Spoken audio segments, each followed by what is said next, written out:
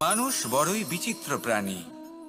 অধিক থেকে অধিকতর ধন লাভ করার চেষ্টায় নিজের শরীরকে নষ্ট করে ফেলেন, নিজের শক্তি হারিয়ে ফেলেন, নিজের সামর্থ্য হারিয়ে ফেলেন। আর যে ধন লাভ করেন সেটা কোথায় যায়? সেই শক্তি, সেই সামর্থ্যকে আবার ফিরে পাওয়ার জন্য। আর কিছু মানুষ জীবন এমনভাবে যাপন করেন যেন তা কখনোই শেষ হবে না। কিন্তু শেষ তো সবারই হবে। আর যখনই শেষটা কাছে চলে আসে, তখন মানুষ এটা বুঝতে পারেন যে সে জীবনকে উপভোগ করেননি। তার কারণটা কি? লালসা। এই লালসা জন্ম দেয় লোভকে, আর এই লোভ জন্ম দেয় আপনারই বিনাশকে। সেই জন্য আজ আপনার কাছে যা কিছু আছে, যেমনটা আছে, তার সাথে জীবন যাপন করুন, পূর্ণরূপে যাপন করুন। আপনার কাছে যতই ধন, শক্তি, মান থাকুক, তা সবার মধ্যে ভাগ করতে শিখুন। ভাগ করলে ভালোবাসা বাড়ে, আর এই ভালোবাসা দ্বারা জীবন আরো সুখময় হয়ে ওঠে। তাহলে আসুন আর আমার সাথে ভালোবেসে বলুন, রাধা রাধা। মন। জীবনে যখনই কোনো বস্তু বা সুখ স্বাচ্ছন্দ্য অধিক মাত্রায় আপনার কাছে চলে আসে, তখন নিজেকে শ্রেষ্ঠ মনে করার একটা প্রবণতা দেখা যায়। যা হয় আত্মবিশ্বাসে পরিণত হয়, নয়তো অহংকারে। এবার আত্মবিশ্বাস আর অহংকারের মধ্যে অনেক বড় পার্থক্য রয়েছে। আমি এটা করতে পারি, আমি ওটাও করতে পারি, এ হলো আত্মবিশ্বাস। শুধুমাত্র আমি এটা করতে পারি, শুধুমাত্র আমি ওটাও করতে পারি, আমি হলাম সর্বশ্রেষ্ঠ, এটা হলো অহংকার। এবার এই অহংকার এর ধ্বনি অনেক দূর প্রবাহিত হয়, আর এর প্রহার সর্বপ্রথম আপনাকে বিপর্যস্ত করে। এবার এই অহংকার এর বিপরীত শব্দ হলো বিনয়, অর্থাৎ নিজের ঊর্ধ্বে উঠে অন্যের বিষয় ভাবনা চিন্তা করা, সংসারের বিষয়ে ভাবা। এই বিনয়ী হবার চেষ্টা করুন, একের থেকে অনেক হওয়ার চেষ্টা করুন এবং একসাথে থাকার চেষ্টা করুন। নিশ্চিত রূপেই আপনি বিকাশের কারণ হবেন।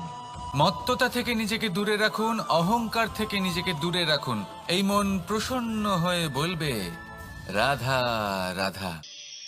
জীবনে যখন কোনো ব্যক্তি নিজের লক্ষ্য প্রাপ্তির জন্য নিরন্তর পরিশ্রম করতে থাকেন, চেষ্টা করতে থাকেন, তখন তিনি কষ্ট অনুভব করেন। কখনো শারীরিক কষ্ট, কখনো মানসিক কষ্ট। এবার উনি এটা ভাবতে থাকেন যে আমি কি উচিত করছি নাকি অনুচিত করছি। কারণ অন্যদিকে এমন একজন ব্যক্তিও আছেন যিনি একদমই পরিশ্রম, চেষ্টা করছেন না। তিনি মদিরা পান করেন, বিলাসিতায় জীবন কাটান, অলস প্রকৃতির হয়ে ওঠেন, নিদ্রাতে বিলীন হয়ে থাকেন আর ভাবেন যে তিনি সুখ লাভ করছেন। কিন্তু এরকম কেন হয়? কারণ যখন আমরা সৎ পথে থাকি, উচিত পথে চলি, লক্ষ্য প্রাপ্ত করার জন্য চেষ্টা করতে থাকি, তখন আমাদের ভেতরে থাকা নেতিবাচক শক্তি এবং পাপ এই দেহকে ত্যাগ করে দেয়। আর এই অনুভূতিটাই আমাদের দুঃখের অনুভূতি দেয়, কষ্ট দেয়। এবার সেখানে যদি আমরা কুপথে চলি, অনুচিত পথে চলতে থাকি, তাহলে আমাদের ভেতরে থাকা পুণ্য এবং ধনাত্মক শক্তি আমাদের দেহ ত্যাগ করে দেয়। আর এই অনুভূতির কারণেই আমরা সুখ অনুভব করি।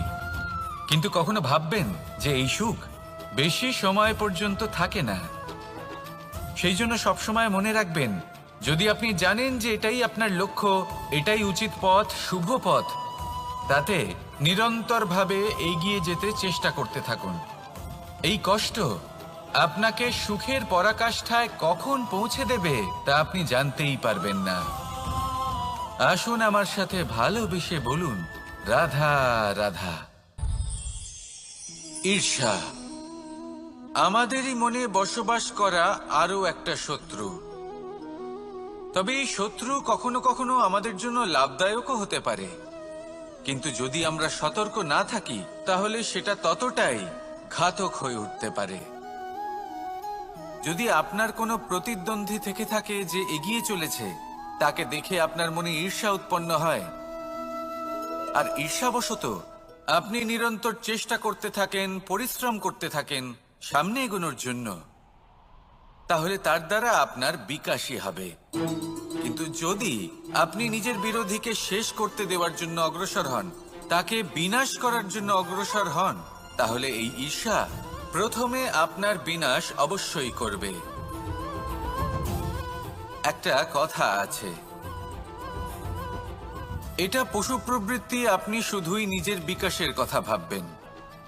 তিনিই হলেন প্রকৃত মানুষ, যিনি অন্য মানুষের জন্য প্রাণও দিতে পারেন।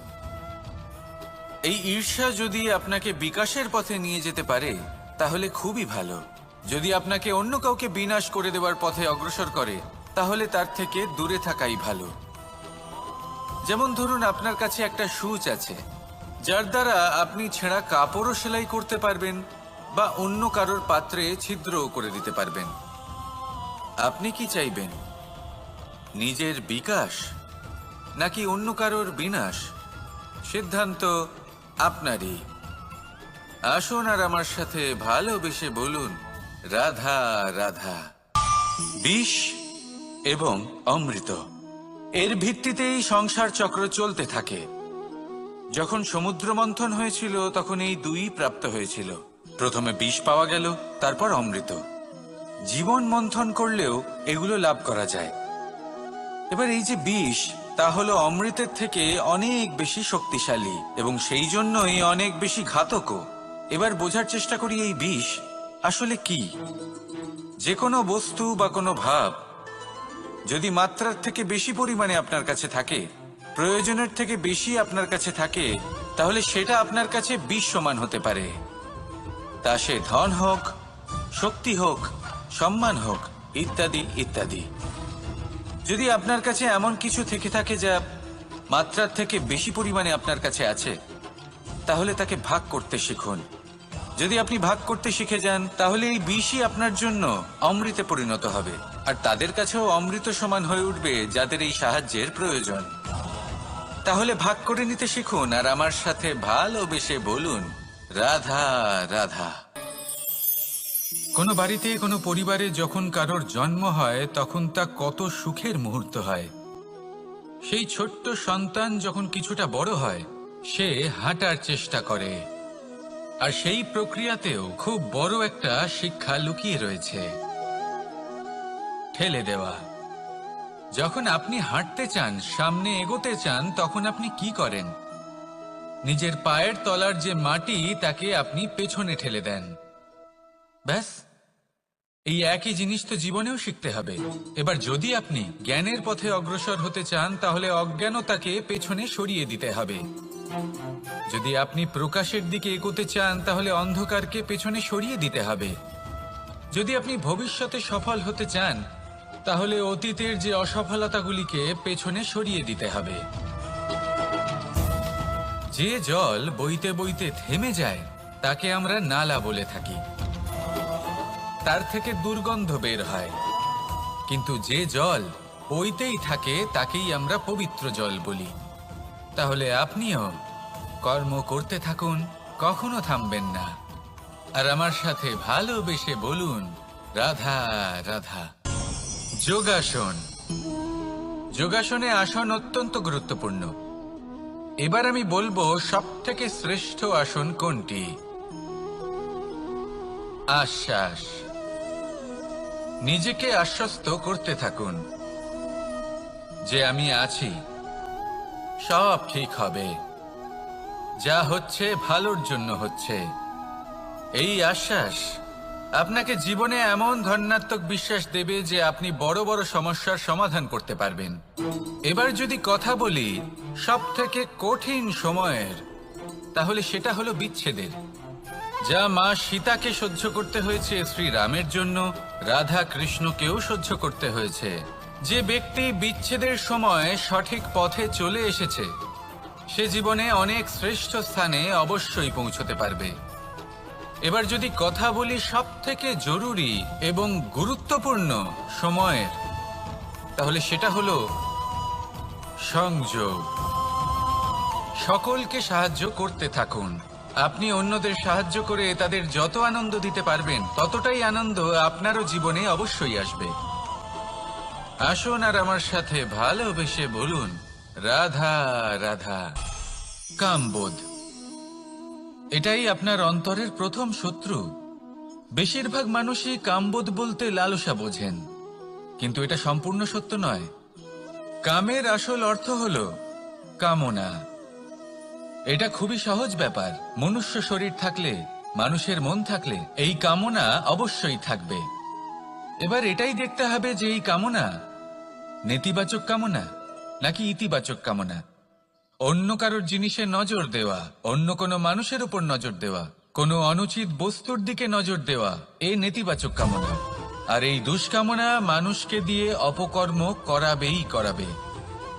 তাই মনে রাখবেন, যে ব্যক্তি নিজের কামনাকে নিয়ন্ত্রণে রাখতে পারেন তিনি সঠিক পথেও থাকেন, সঠিক লক্ষ্যে পৌঁছতেও পারেন।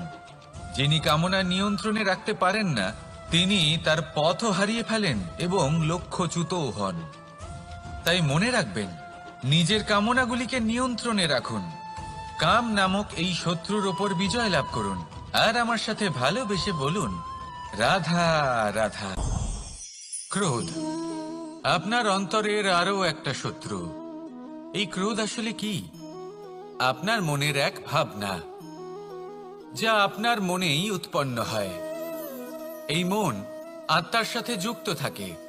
এখন একটা ভাবনা যা আত্মার সাথে যুক্ত থাকে তাকে অনুচিত কেন বলা হয় সেটা বোঝার চেষ্টা করুন।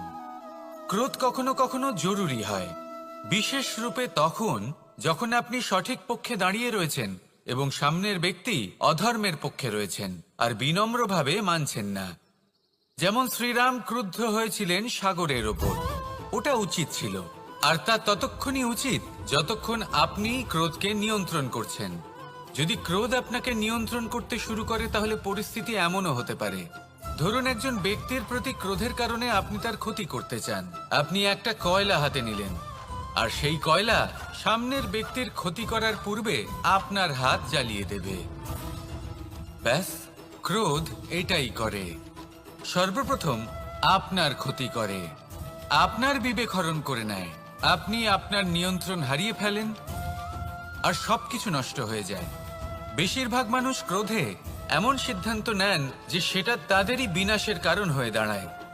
আর কিছু মানুষ বলেন যে আমাদের জীবনে এত যন্ত্রণা আছে, এত সংকট আছে যে ক্রোধ উৎপন্ন হবেই। আর এরকম সময় এটাই উচিত হবে যে আপনি নিজেকে ক্রোধের থেকে দূরে রাখুন আর তারপর সমস্যার নিবারণ করুন। আর এই নিবারণই আপনার জীবনকে একটা শ্রেষ্ঠ স্তরে পৌঁছে দেবে। তাহলে ক্রোধ থেকে দূরে থাকুন, সুপ্রসন্ন থাকুন আর আমার সাথে ভালোবেসে বলুন, রাধা রাধা। লোভ আপনার অন্তরের আরো একটা শত্রু। দেখতে গেলে এটা একটা শব্দ, একটা সংস্কৃত শব্দ। লব ধাতু থেকে উৎপন্ন হয়েছে। এর অর্থ কিছু লাভ করা। কিছু লাভ করা অনুচিত নয়, আরো কিছু লাভ করাও অনুচিত নয়, কিন্তু সব থেকে বেশি আমিই লাভ করব, আমি আরো চাই, আরো বেশি চাই, আরো বেশি পেতে চাই, এটাই হলো লোভ। আর এই লোভ যখন গ্রাস করে তখন আপনি যা পেতে চান, সে ধনই হোক বা মানই হোক, তা অর্জন করার জন্য মানুষ যে কোনো স্তরে পৌঁছে যেতে পারে। যদি মানুষ ধন অর্জন করতে চান তাহলে তার জন্য তারা অধর্মের পথেও চলতে পারেন। যদি সম্মান অর্জন করতে চান তাহলে অন্য মানুষকে ছোটও করতে পারেন। শেষ পর্যন্ত আপনার এটা মনে হতে পারে যে যদি একটু অল্পই প্রাপ্ত করতাম কিন্তু ভালোবেসে প্রাপ্ত করতাম, এই জীবন আরো অনেক বেশি সুখী হতো। লোভ আপনার জীবনে, আপনার মনে কখন যে প্রবেশ করবে সেটা আপনি জানতেও পারবেন না।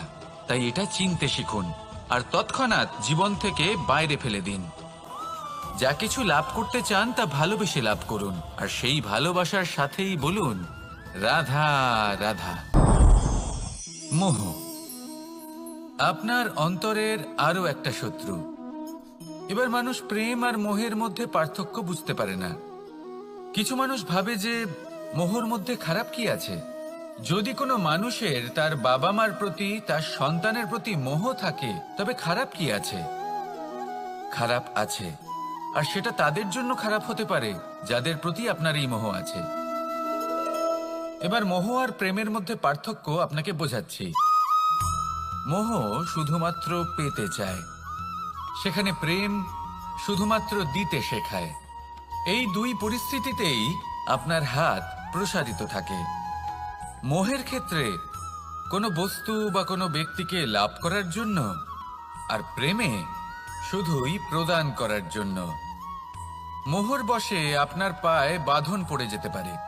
যদি মাতা পিতার তার সন্তানের প্রতি মোহ থাকে, তাহলে তারা তাদের সন্তানকে কখনো দুঃখে, চিন্তায়, যন্ত্রণায় দেখতেই পারবে না।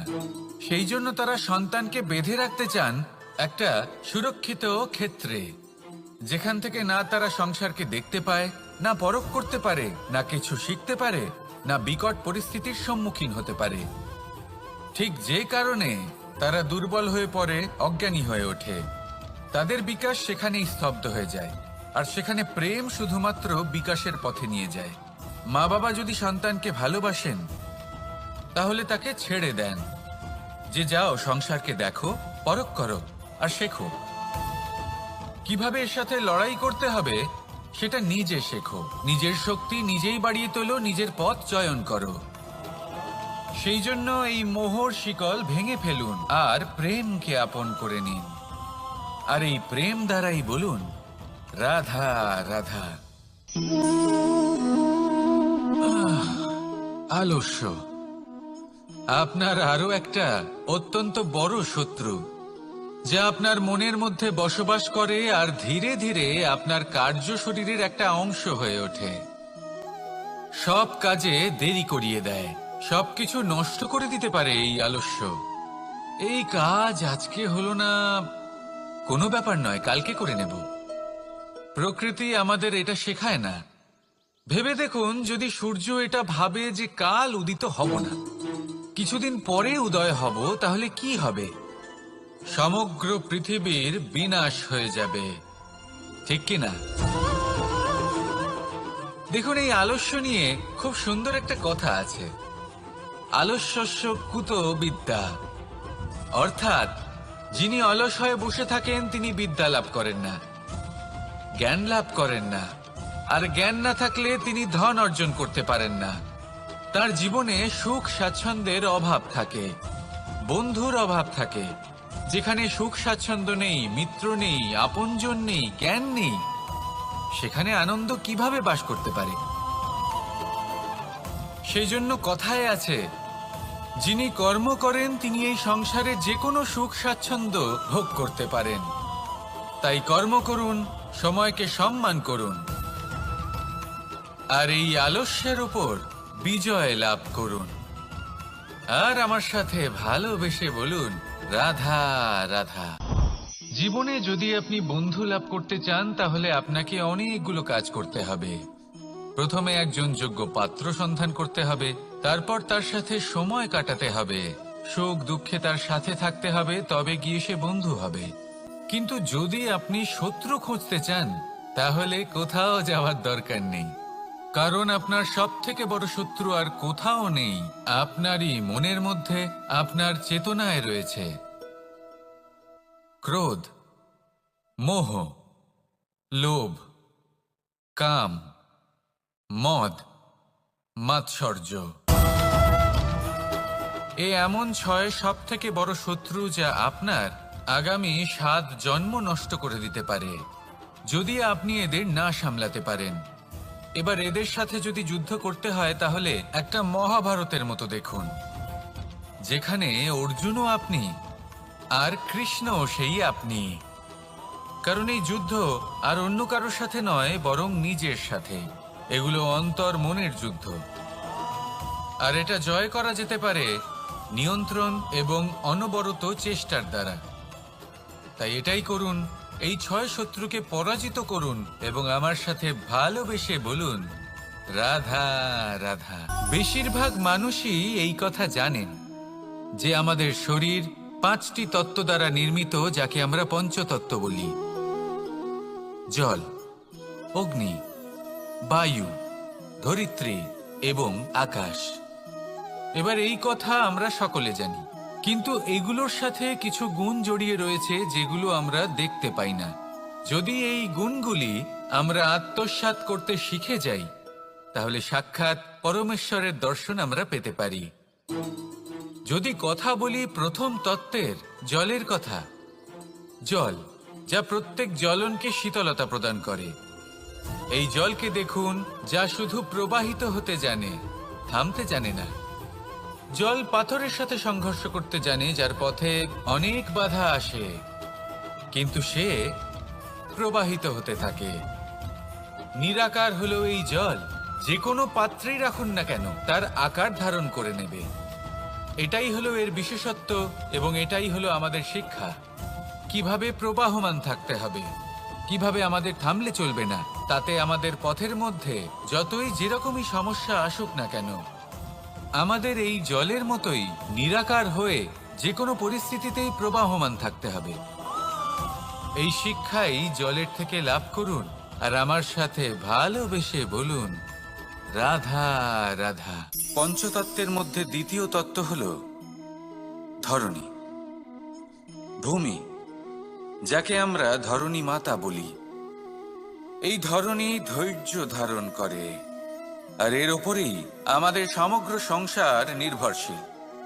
কারণ এই ভূমি সহ্য ক্ষমতা রাখে, এর সহ্য ক্ষমতা হলো অপরিসীম। সন্তান যতই আঘাত প্রদান করুক না কেন, প্রেম পূর্বক সহ্য করে, আর তার বদলে অমূল্য রত্ন প্রদান করে।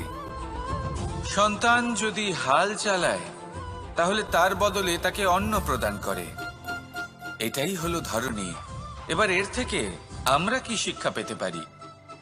এটাই যে কারোর জন্য কিছু করা বা কাউকে কিছু দেওয়া মনে কোনো কামনা ছাড়াই। আর এই কথাটা বুঝে যান, যদি কারোর জন্য কামনা না রেখে বা কোনো পাওয়ার আশা না রেখে কারোর জন্য কিছু করেন বা কারোকে কিছু দেন, যদি এটা আপনি শিখতে পারেন, তবে আপনি ভালোবাসতে শিখে গেছেন। আর সেই জন্যই এই ধরিত্রীকে মাতা বলা হয়। কারণ মাতা শুধু উনি নন যিনি গর্ভে সন্তানকে ধারণ করেন, মাতা তো উনিও যিনি জীবন বাঁচতে শেখান, যিনি জীবন বাঁচার উদাহরণ প্রদান করেন।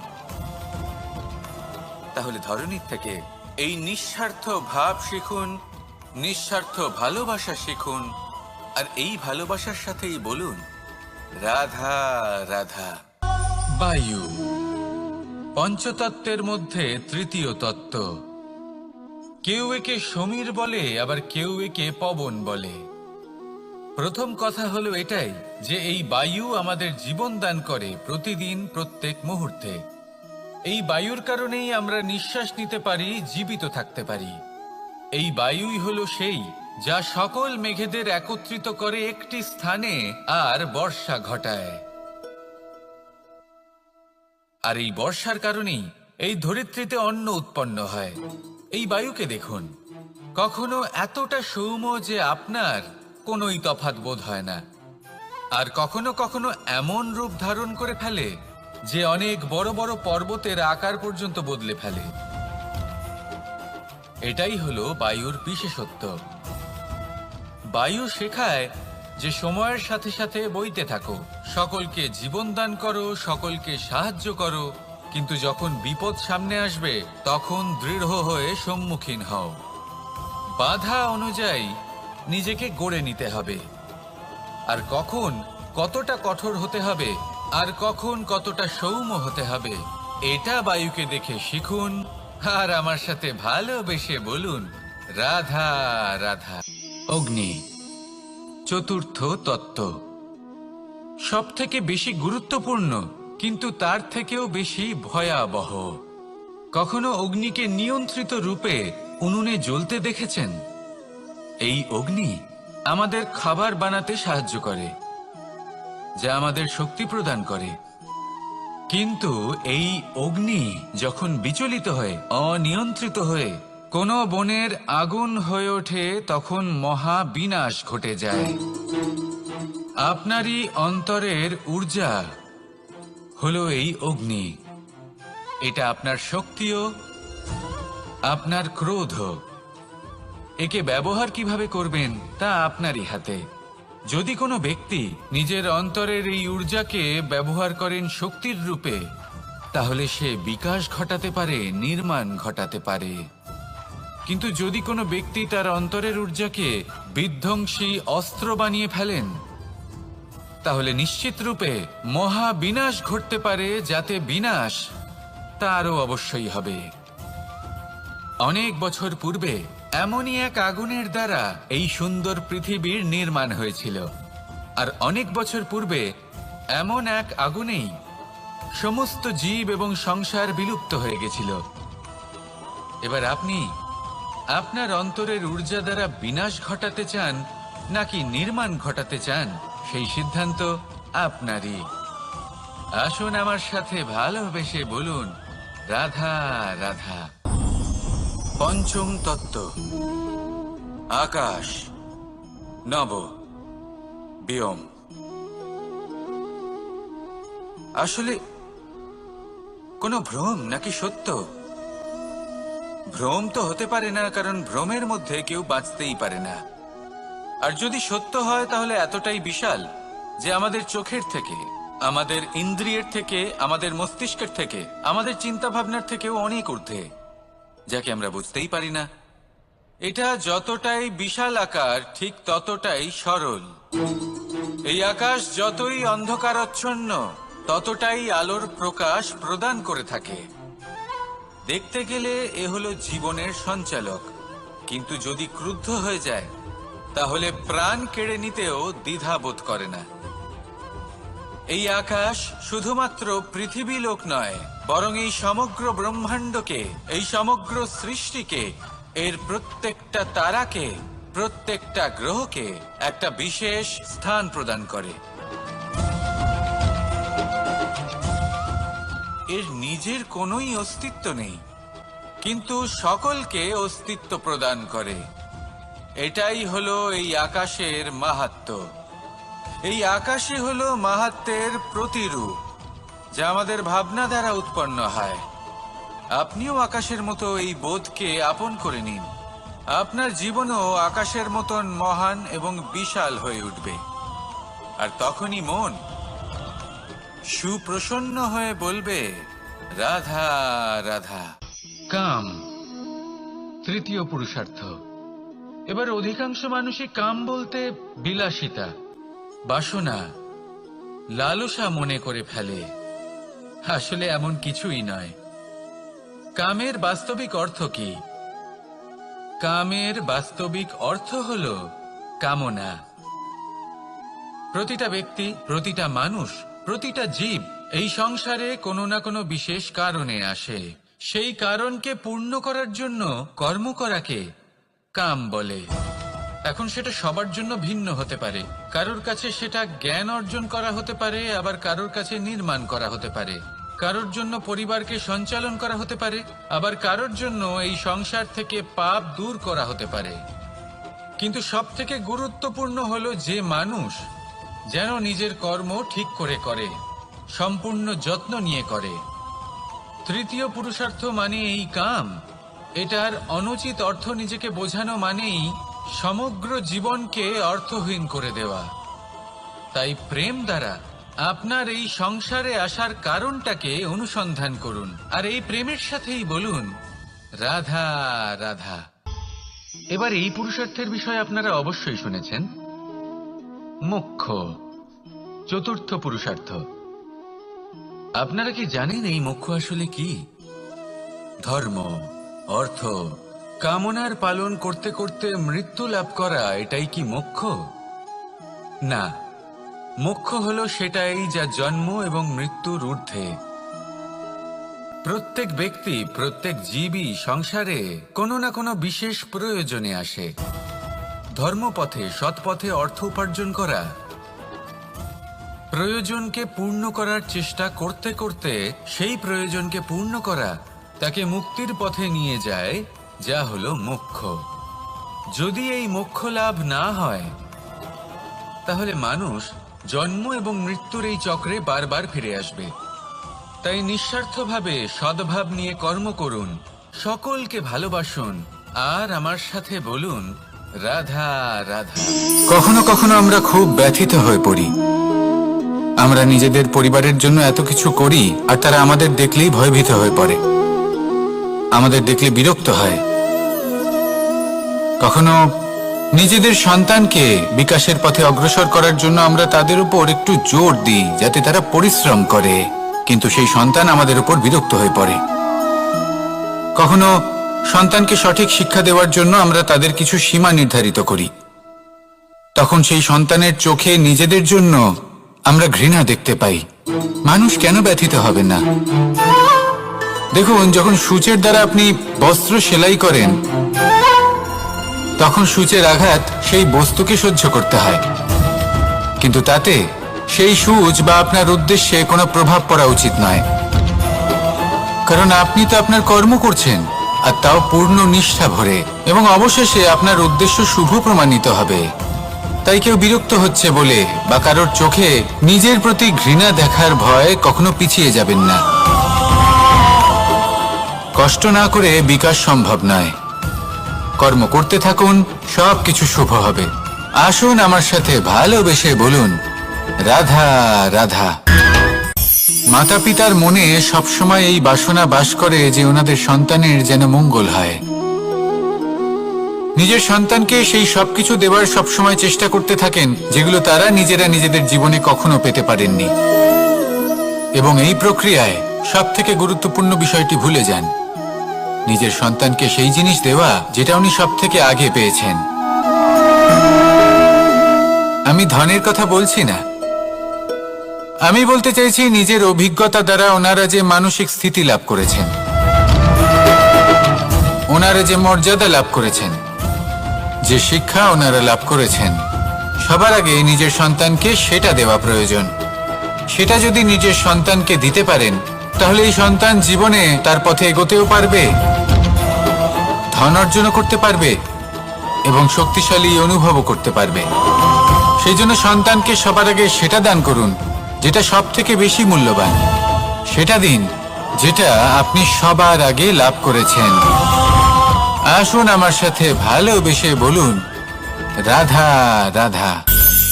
ধন, সম্পদ, ঐশ্বর্য, মানুষ হয় নিজের সৌভাগ্যের দ্বারা এগুলো লাভ করে থাকেন বা কর্মের দ্বারা।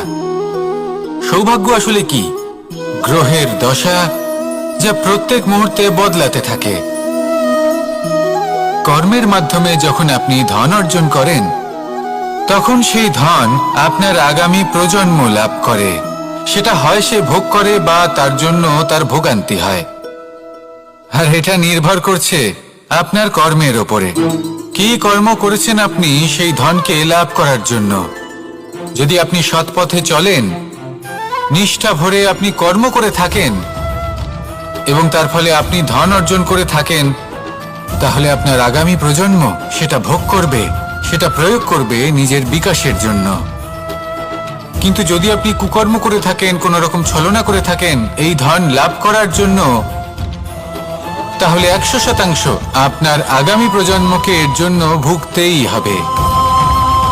তাহলে আপনি কি চাইবেন?